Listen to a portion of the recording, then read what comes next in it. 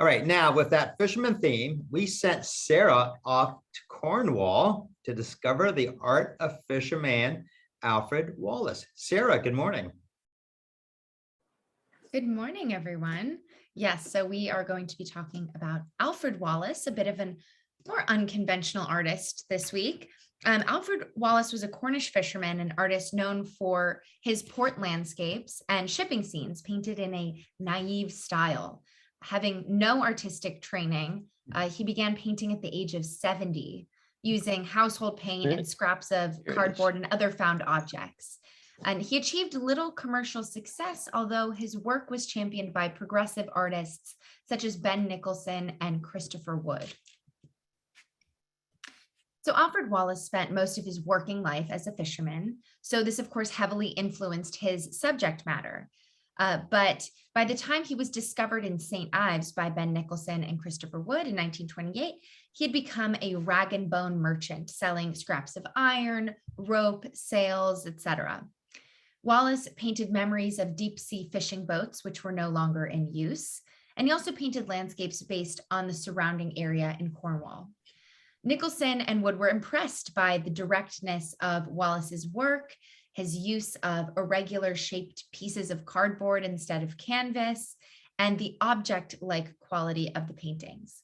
The discovery of Wallis encouraged them to pursue further their adoption of a more naive vision for painting. So at this point in his life, Wallis was alone after the death of his much older wife, and he was penniless from his stepchildren taking the money after their mother and his wife passed.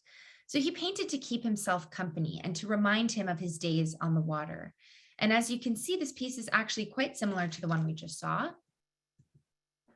And it's that sense of naivety again, that he wasn't coming up with these grand subjects or landscapes. He was just painting what he knew and what was around him.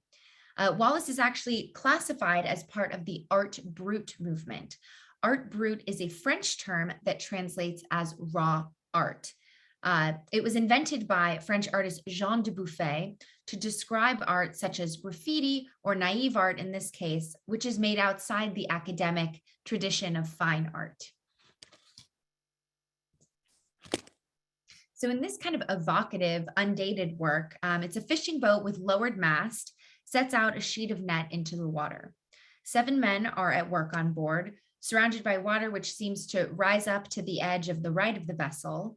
And the color scheme is gray and black, with the brown shaded sky being the color on the card of which the work is painted on. And given the use of a visible painting surface and prominent signature, this work provides an insight into Wallis's creative process. Having never bought a canvas simply because they were too expensive, he would paint on any surface he could find around his house, including walls, pieces of wood, jars, covers of books, and in this case, scraps of card. So while he wasn't the first artist to utilize such materials, the fact that he never primed or covered his surfaces allowed their natural textures and tones to show through, on occasion becoming integrated stylistic features of the work, kind of somewhat in the style of some of the Cubists in a way. So this piece really highlights something that is unique to Wallis and sets him apart from other trained artists, and that's his lack of spatial awareness and scale. And I don't say that to insult or have any value meaning per se, but there's just something very almost abstract in his naivety of scale and placement. You can see the boats on the very bottom of this piece tethered to the shore almost look like balloons floating above strings, or just the general plane of vision is different between the boats at the harbor versus the ship at sea. And this is that idea of art brut again, which I find kind of ironic because Wallis never associated with any of the artists groups in his town because he didn't think he was good enough or serious enough or had enough training. But here we are talking about him for an art talk and, classifying him in this lofty idea of art brut. So Voyage to Labrador it's a large brown ship set apart from its surroundings by a thick black outline, and it occupies the center of this piece. And the vessel floats on an ocean kind of rendered in shades of browns and grays. And then you have these white rocks that are set against a black background.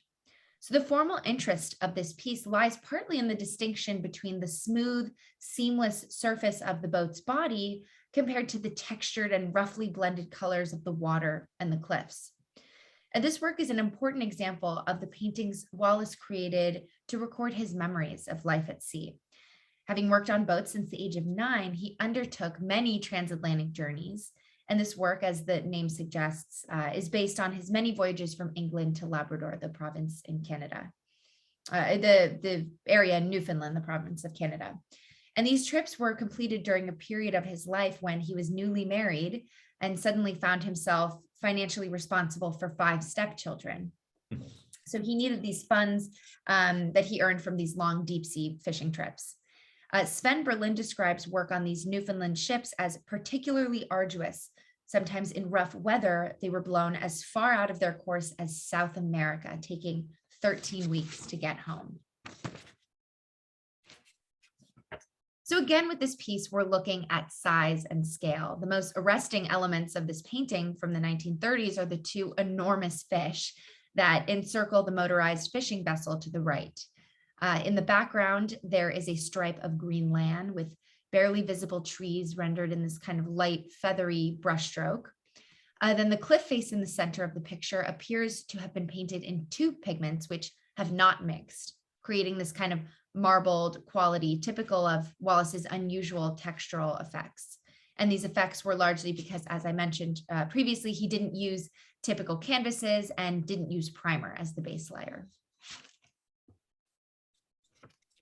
This late 1930s painting is a rare example of a work by Wallis that wasn't created solely from a personal memory or imaginative reconstruction. Here we can see a depiction of a real event, the wreck of the SS Alba, which was a steamer ship bound for Italy that crashed off the coast of St. Ives on January 31st, 1938. So a white wave-filled sea dominates the frame, while in the foreground, the Alba has run aground on a cusp of land half submerged in the surf. To the right is a lighthouse, perhaps included by him for topical interest, since one explanation of this tragedy was that the local lighthouse had shone less brightly since its conversion to an unmanned light source. And as a resident of St. Ives at the time of the disaster, it's possible that Wallis witnessed the wreck firsthand and perhaps was even a part of the local rescue team. They saved all but 5 of the ship's crew after the lifeboat that had initially rescued them was itself overturned by the stormy sea. And Wallis produced several paintings of this event, suggesting its significance both to his own life and that of his town. So here we have a large black ship with billowing dark gray steam, and that's the focal point of Death Ship. 5 sailors dressed in black suits and hats are visible on the ship as it travels through an icy white ocean.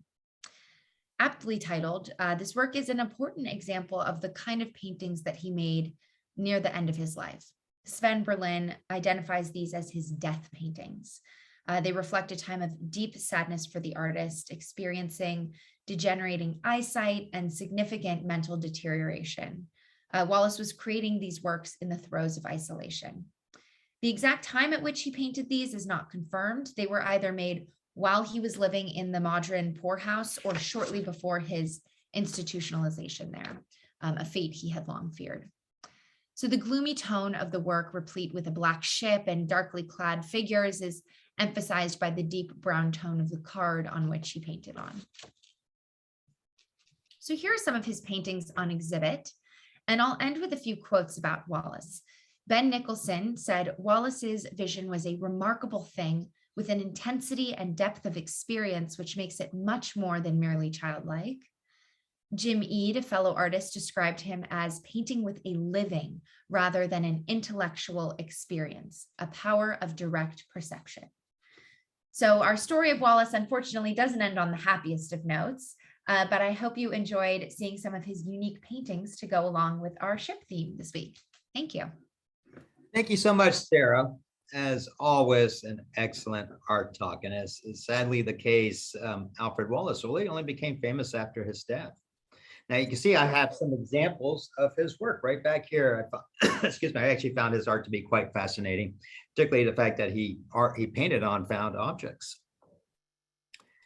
And so you can actually see his work at the famous Tate Museum in London, but you actually don't have to go as far to get one. His prints are actually now available online at Walmart. You can get that from Walmart. It's actually only for $99. It's actually got a very nice ornate frame. It's like 24 by 16.